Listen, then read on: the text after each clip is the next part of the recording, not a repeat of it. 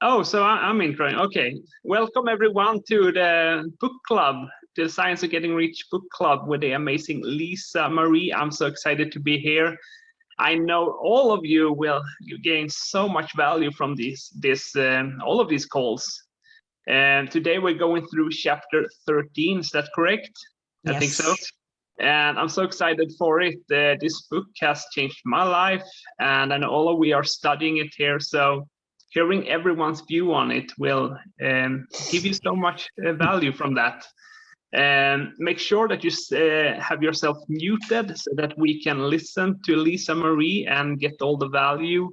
Also, make sure that you have pen and paper ready if you need to write something down, or if you have questions or anything like that. With that being said, I will pass it back to you, LisaMarie. Thank you, Nicholas. I am super excited to be here. This book is doing so much for me. I feel confident in what I'm learning. And can you mute me, please? I can't see the buttons down here. Oh, absolutely. Absolutely, Nicholas. I'm sorry. I apologize. Nope, you got it. Okay. I am starting to feel so confident about this book. There are still areas where I'm a little gray, where, you know, the fuzzies, and there is a little part even in chapter 13, which is getting into the right business, that I'm just not quite sure, but we're going to work through it. This is why we do the book club, to get other interpretations, other perceptions, and then we can form and choose our own. Okay, so if we start out with chapter 13, in order to be successful in any business, it depends on how developed we are with the tools that are needed or required for that business. Okay. Now, learning a trade or a service, it would be quite difficult, I'm sure you could agree, if it were not something that you enjoy doing. If you're stuck in a job that you despise, you know, you hate, you want to be enjoying, you want to love what you are doing, you want to be passionate about it, you want to feel that faith and purpose in what you want to accomplish, your end goal. What is that end goal? And we got to remember to hold that vision always close to us. And when things are failing, just remember, fall back on gratitude. Fall back on gratitude, and that will see you through. I promise you it will, because it does me. And I really used to have such a negative attitude, you know, just, I don't know, just negative, you know, and I would front off people like, you know, how do you know that? Or, you know what I mean? It's just not the way to carry on in life. It's not. But if we have the correct faculties, and in this book, faculties refers to the tools that are needed for that particular business. Use them. Lisa, can I just interrupt you for a second? Somebody needs to mute because it keeps taking the camera off of you. Oh, I see it.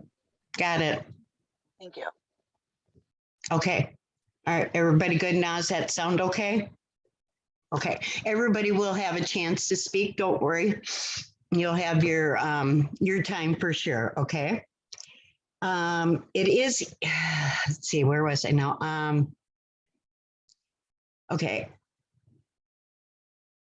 We need the right tools, okay? In the book, faculties, when they're talking faculties, they are referring to the tools, whether that would be physical tools that you need, or whether that is mental faculties, mental tools that you need in order to succeed. So for instance, you can't be, you wouldn't be able to succeed very well as a music teacher, if you didn't have the right tools to be able to conduct the lessons, the having people learn. You wouldn't have the right tools. You wouldn't be able to play instrument. You wouldn't be able to, if it's singing or the guitar or the piano, if you did not have those tools and know how to use them properly, then there is no guarantee of success. Okay. So we have to, if that is the case, say that we are in a business that we despise or we just do not like, and obviously it's going to feel like a job then, is it not? We need to concentrate on getting into something that we love. Okay, if you know what you love to do and you can do it, it's so much passion and so much faith and purpose, and you never take your mind off that end goal. You never do that. You always stay full of faith and purpose, right? And then even though we don't know how to use the tools possibly associated with the business that we want to do, we can learn that. We can learn anything. We can develop any talent that we choose to. When I go back to Robert's analogy of this chapter, and I just love his analogy on every single chapter. He says, we have to, figure out what you love to do, and then try to figure out a business for that instead of the other way around. You know what I mean? So if we could find something that we absolutely love, absolutely have passion about, and the faith and purpose and knowing wherever we are in our present state, we can use that as a stepping stool to get to the next level. So we can't always cut off things, opportunities too quickly, but we have to keep in mind, we don't want to accept any opportunity if we have one single ounce of doubt or fear, or just if you don't feel like that's your passion and you love it, then stay. Don't be too hasty to jump into a different opportunity, okay? Especially if you are in doubt about anything, you just keep your present place, continue to do the best that you can do every single day without hurrying through it, so it is done effectively. You know what I mean? Then that will serve as a stepping stone to your next step. We have to grow as a person in order to get that step. We can't take people where we have never been. Okay.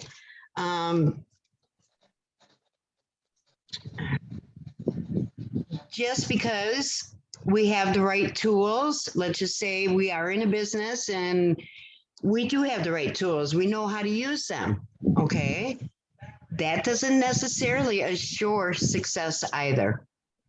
There are so many different variables that we have to remember. And if we get off track, we need, and you're going to, this is not a smooth journey. Like Robert says, follow the hero's journey. Follow the hero's journey. And he described it with, he had the story about Bruce Lee. He didn't name Bruce Lee right away, but he talked about him hopping on a freight ship and cruise to America. God knows how he knew this, but he knew the best martial arts teacher was in LA or wherever it was. He hopped on a freight boat and traveled for 3.5 months to get to the United States, got a job as a busboy, and he was the happiest clam on earth. He was just always so happy and on top of the world. And every time during break, he'd run out into the alley and he'd be exercising. He'd be jumping and kicking and doing all this stuff every spare second he got. That shows passion and purpose, and that he wanted that with every fiber of his being, and he was going to do anything he could to get it, and he did. And he did. And we know him today as fiercely. I think that is just a really cool story. Yeah. So anyway, that is my version. I do want to open this up and get some other opinions. If that doesn't go too awfully long, I do have 5 questions that I want to just put out randomly, and maybe we'll do that first and see if anybody can answer that. And if not, you want to speak your piece, by all means, okay? So how much, and now Ursula, welcome, by the way. Thank you for being here. I appreciate you. And have you been following along with the book, Ursula?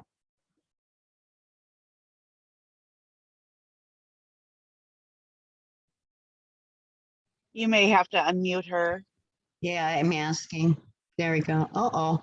Who did we lose? Deborah? Okay. Oh, there we go. Hi, Lisa. Hi, how are you? I'm fine, thank you. Good. Welcome. Thanks for having me. It's my first time joining. I've been following you the first time on your Zoom. Okay, I appreciate you following me. Are you in the book club, Ursula? No, I'm not in this book club. No. Well, you know what? If you enjoyed today, you are more than welcome to join. Okay. Yeah. Okay. You are more. We are in chapter 13, which is getting into the right business. Okay. And we are just talking, you know, each of us giving our own value on the chapter. And if you don't feel comfortable speaking today, you're just fine. Okay. Okay. Okay. So I just wanted to welcome you. Does anybody want to go first? Maybe if somebody speaks their mind, we're going to cover one of these questions. So, okay, Nicholas, you go, bud. Do I need to do that? Let me see if I can. There we go. Oh, thank you. Thank you. Yeah, I want to go first. I always have something to say. I wrote down some notes here, but when you were talking, you reminded me of something, and that was when I didn't know what I wanted. Melody was on here, helped me with that by asking me a couple of questions. The thing is, when I knew what I wanted, it was like a weight was lifted from my shoulder, because then I knew what vehicle to use. And I can't remember exactly what you said when you said something that made me think of this. So when we know what we want, we know what it's easier to figure out the way there. Well, it's kind of hard if we don't know what we want, I guess. But yeah, the thing, my 3 takeaways from this chapter is, the first one is, we just got to figure out what we want, find someone that has it, and develop the right talent to get there. And next I wrote down, it's easy to do what we already mastered or are really good at. However, if there is something else that we truly want, then that will bring us the most satisfaction. And the last thing is, and Wallace Wattles talks about this in this chapter, is the only reason to do something, well, these are my own words, not Wallace Wattles' words. The only reason to do something that we don't want to do, even if we have the talents for it, is to get us to where we want to be, do or have in life. So my short takeaways. Thank you. Can you mute me, because I can't? Sorry, Nicholas, I muted you just a second too quick there. Anywho, I love that. I love number 2, easy to do what you are good at. That was a great point that I did not key in on. So thank you so much for that, Nicholas. That's amazing. Yeah, we if we want to get better at something that we really want to do, and we aren't born with that natural talent, then we can learn that. We can learn whatever it is that we want to do, and that gets you out of your comfort zone. And what happens then is, if you just keep pushing forward, you are going to make groundbreaking. I mean, you are going to grow. You are gonna grow. And it may not just be in one area. This book has helped me in so many areas of my life. And guess what, people? I still don't know what I want to do. I don't. But I know that I have to know, I have to feel like I am on the right path. And I hold, until something comes along that I absolutely cannot do without. You know what I mean? This is my stepping stone. So thank you, Nicholas. Anybody else? Melody? Yeah, the screen was flashing for me to leave. Okay, so it is so good to be here, and thank you so much, Lisa, for doing this study on this book. Within the Science of Getting Rich, there are, I mean, you guys all know, if you're reading the book and you're studying along, you know that the steps in it, the principles in it, are not difficult. We just need to know what they are and practice them, and as this chapter talks about, getting into the right business, it's interesting because I just had a conversation with somebody, and I'm just not as passionate about network marketing as you are, Melody. And I said, whoa, hold the phone here, because I am not passionate about building a company. I am passionate about giving people opportunity to change their life, to live the life that they've only dreamt of, or maybe quit dreaming of. So as this book says, we can develop the talent. Maybe, and each and every one of us, or anybody who ever sees this call in the future, has been born with gifts. Maybe your gift is cooking. And so what do you want to do? You want to cook for everybody you care about, right? You want to feed people. Maybe your gift is connecting with people. Maybe you have an easy, it's super easy for people to connect with you because you're relatable. So using those gifts, focusing on what those skills and talents and gifts that we have. And from there, just taking it, and this book will help us, give us the mental tools, right? The mental tools to do anything that we want, anywhere. If anybody else has achieved it, we can achieve it too. We just need to know how they did it, right? Learning to do the certain way. And so I love that. That was such a relief for me when I finally got that in this chapter. Now,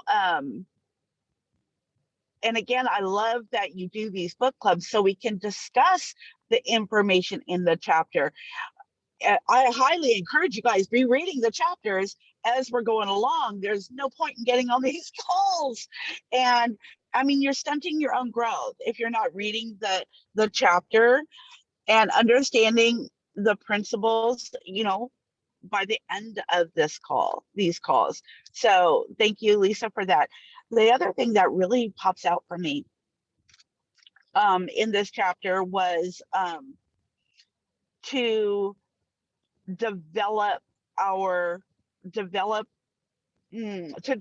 ourselves.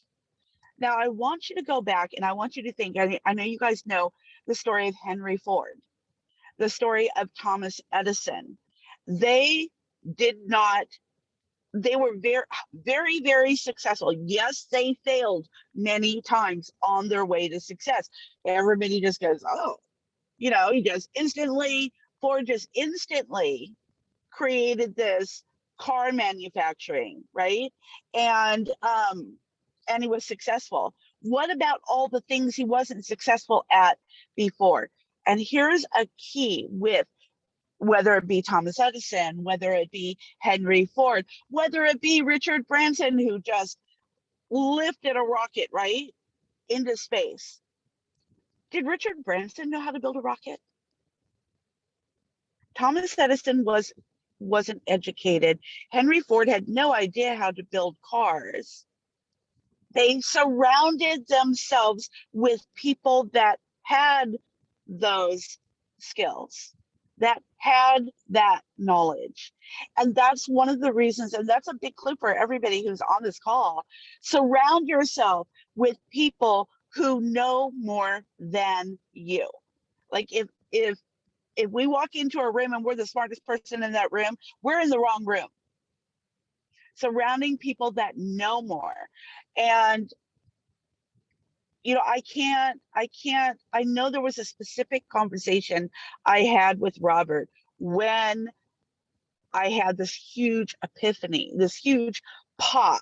Surround yourself with people that know more. You'll learn more from those people that know more. You will develop yourself more when you surround yourself with people like this. So when this person said, well, I'm just not passionate about network marketing. I'm not passionate about network marketing. I absolutely love residual income because it affords me to do what I love every day. It affords me to be able to contribute where I want to contribute. It affords me to live the life that I want to live, not have to answer to anybody, not have to ever work for anybody ever again. Like, I can never go back that way. I know too much to go backwards. So my passion is to help other people live their passions. And when we're connecting with people, and I remember this distinctively, I remember trying to sell people my idea, my opportunity based on my desires. When I started connecting with them and sharing with them based on what their desires were, it was a whole different ballgame. Whole different ballgame. So I hope that sticks with somebody today. And for those of you who are following Jenna, remember, you are looking for what they want. You are a consultant, what they need, right? And that's where these mental tools are going to come in. Absolutely. And the last thing I want to make a point of is in this chapter, I believe it was this chapter, it talks about not being in a hurry. Now, sometimes life circumstances is like, well, but I need to make money now. I need to get rich now. It's when we get into that hurry up, I gotta hurry. It throws us into a competitive mind space, not a creative mind space. So be very, very cautious of that. When you're saying you need to hurry up, remember, you are your only competition. The person you see in the mirror is your only competition. The urgency you create will be what you create. Create that urgency. Don't fall into that competitive mind space. That's all I got for this chapter. Love you guys. Melody, you again are absolutely amazing. I love you so much. You just bring so much value to these calls for me, for us. You bring so much value to our lives. I just want to squeeze you. Anyway, yes, it does say in the book, if we need to not hurry, like you said, there was key points there I didn't touch on. So thank you, Melody. Yeah, I overthink things too much. I'm learning. I'm a work in progress. I'm getting gooder and gooder, and I will continue to get gooder and gooder. I feel confident about that, and I am very confident about what I'm learning in this book. Confident enough, I would have never have done this before in a million years. But You're I got amazing. You're amazing, Lisa. You're awesome. And I love watching you grow. I just absolutely, it makes me thrive watching when you guys are taking what you're learning and applying it to your life and seeing those results. That just pops me out of bed. You know, and we do have to take action. We have to do things in order to get that experience, in order to grow. It's just a repetitive cycle. We just got to forever keep growing, which brings me to one of my questions. And what is the cause of evolution? Does anybody want to tackle that? In your opinion, there's no, it doesn't matter, right, wrong. What is your perception? What is evolution? Or what, I'm sorry, what is the cause of evolution?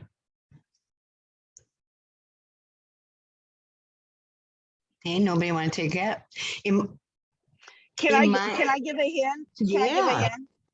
Okay, so I want you guys to think of the word evolution. The word, it comes from the root evolve. That might give you a little hint there. Mm-hmm. I think, in my opinion, and you guys can have a different opinion, that is completely okay. Ursula answered down below. You need to read her answer. Who? Ursula did. Oh, I didn't see that. I'm sorry. Oh, you got to look.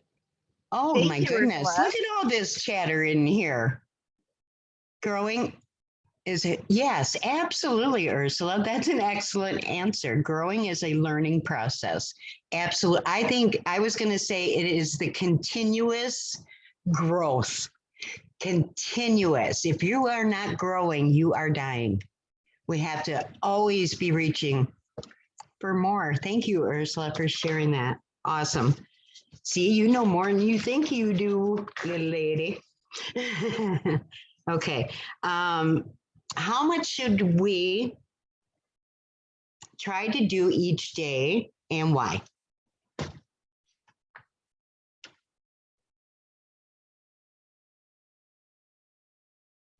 Now I'm looking at these messages. No, nobody wants to. I'm not going to tackle them all, you guys. Can I tell you what Robert taught me? Absolutely. From the very beginning? Just do more than you did yesterday. Do better than you did yesterday. Always be doing more. If you hit this goal for this day, then tomorrow is a new day, a new goal. And even if you don't get it, don't beat yourself up. As long as you did your best every single day without rushing through and doing things inefficiently or for the wrong motive. People think, you know, that motive is going to hold a lot of people back. We really have to think about where our motive is and where, you know, for what reasons are you doing that? In fact, I did miss one important key. Let me get back to that. The right motive is more life for all, less for none. Okay. Is that good enough, you guys? All right. How can we make each act efficient?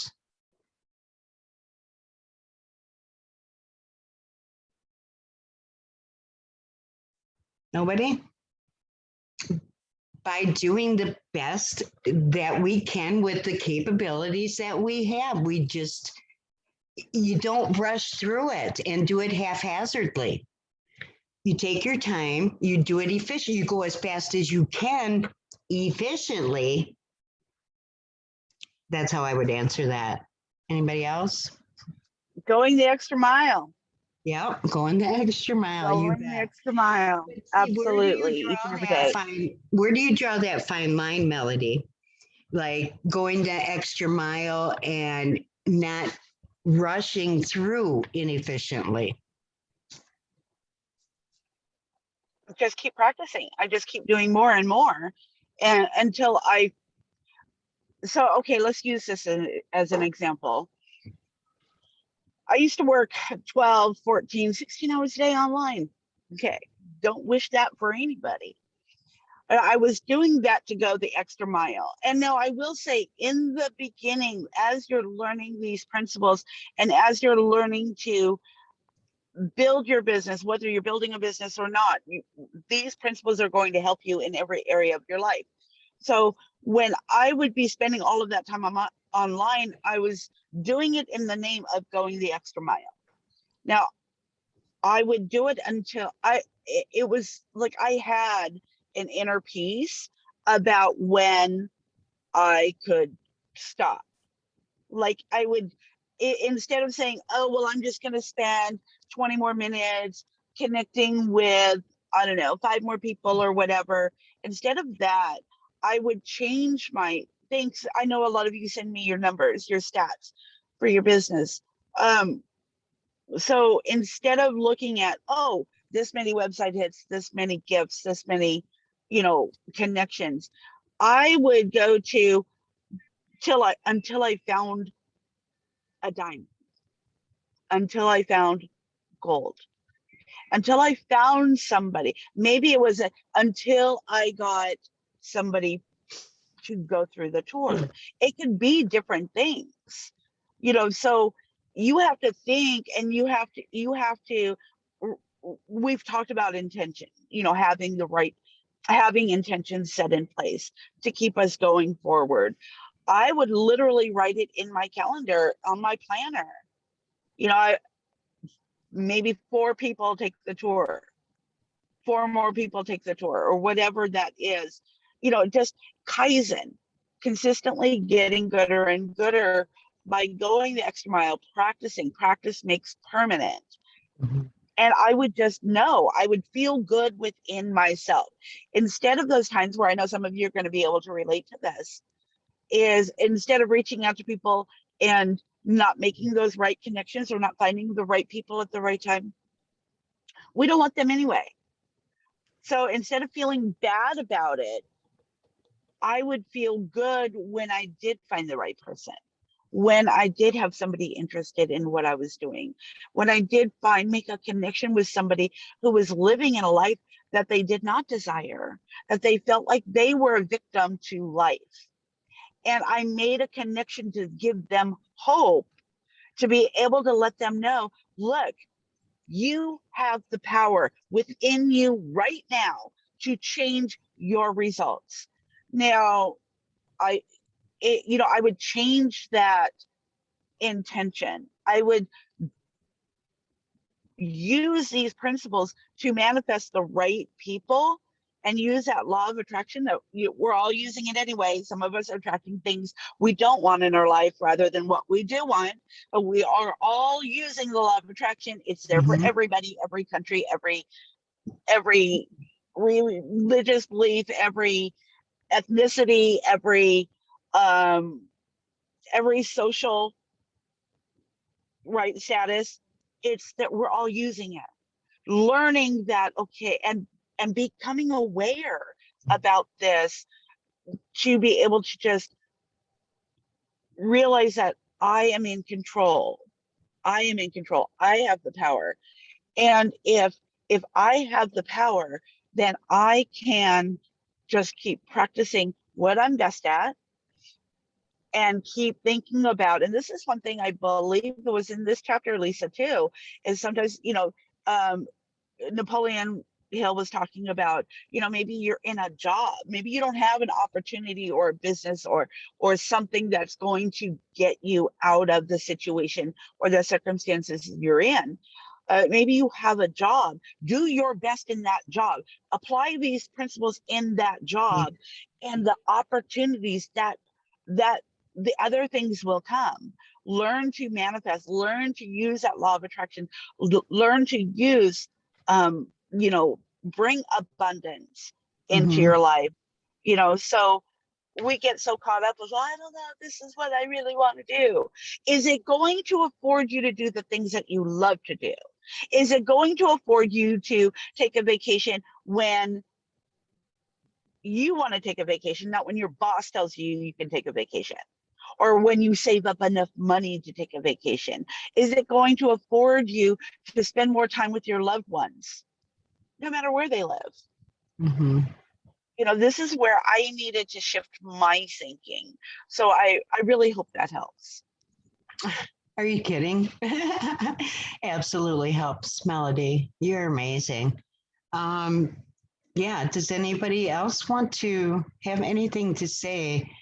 Go ahead. Oh, I'm sorry, Nicholas. Let me unmute you. Okay. Thank you. Yeah, I feel like I had my hand up. I feel like Melody already, you know, summarized it all. But I thought of something when it comes to being efficient is being focused, and not just, doing things that will help you be focused. For example, if you're doing your morning routine, turn off your computer, turn off your mobile phone, don't have it on. If you're working from your computer, turn off notifications on your phone, put it on silent mode. If you're working from your phone, turn off your computer, so that you can be there, focused there. So that is what I wanted to add, because I feel like I feel like that I wouldn't give it 100% if I wasn't focused, if I wasn't present. So thank you. That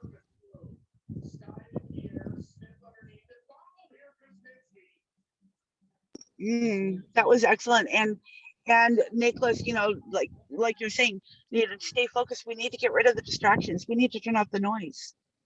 We need to set the intentions and know exactly what we're going to do. Have a plan. Set those intentions. Know what those actions are going to do. Because we learned in the last couple of weeks in this book, in the last couple of chapters, if we don't take action, it doesn't matter how positive we are. It doesn't matter that, oh yes, I believe in the law of abundance, I believe in the law of attraction, and all of these. It doesn't matter what you believe. It doesn't matter what you, until you take action. And that's very important, to get rid of the distractions and know what are those steps to get you to your next goal. And if anybody needs help with that, reach out, really. Absolutely. Thank you, Melody. Thank you, Nicholas. You guys are amazing. Let's see. Is there anything else? Oh, in this chapter, what does it say about our vision? I think this is an important part too, that we need to really, it needs to sink in, Does anybody want to tackle that? Deborah, do you have any ideas, or Melody? Lisa, what about, instead of, if you guys don't know or you don't remember, nobody expects you to memorize this and have this all learned and studied and know it all. Think about the principles and what we've been learning so far within this book. What do you remember? What do you remember about vision, or how important it is to have vision in this book? Just take a stab at it. Just go there. Be bold. Yeah, just whatever you feel. It does not have to be according to I did say it that way, but honestly, we are just looking for perceptions, and that's what gets us to broaden our horizon, I think. So does anybody want to tackle that, Nicholas? And did you still have your hand up? I'm gonna do you anyway. Thank you. I liked what you said, Melody, because I'm so focused on remembering the exact words from this chapter and answering from this chapter. But I can talk about vision, because when I hear vision, I remember another chapter, which I can't remember which one it is, where Wallace Wattles talks about, you know, knowing what you want, having a detailed vision in your mind, you know, and holding it there as long as possible, and, you know, visualizing it and meditating on it. And this is something we can do not only when we're sitting down like this and closing our eyes and just focus on it, but we can do it when we're meditating as well. It's part of meditation. So I guess that's what I got from vision.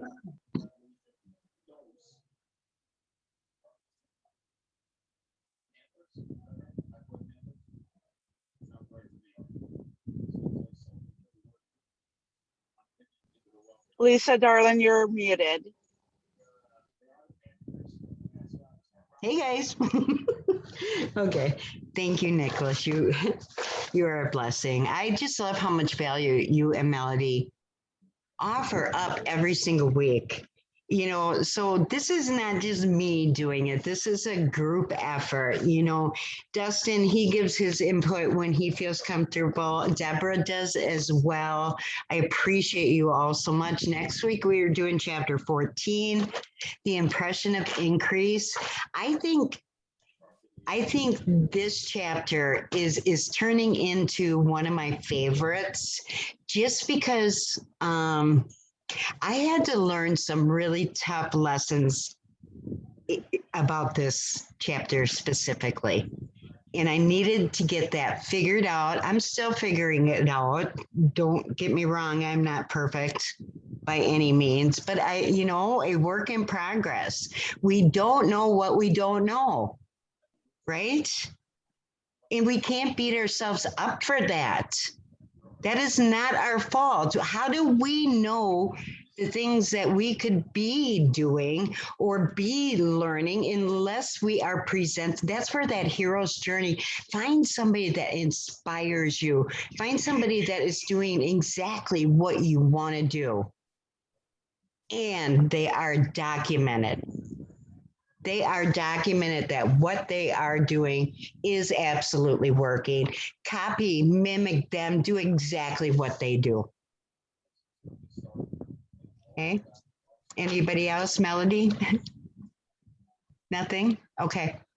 All right. I guess that's a wrap, guys. Thank you so much for being here. I hope to see you next week. And I love you all. Okay. Bye, guys. I'm going to stop the recording. Thank you so much, Lisa. Good to see everyone.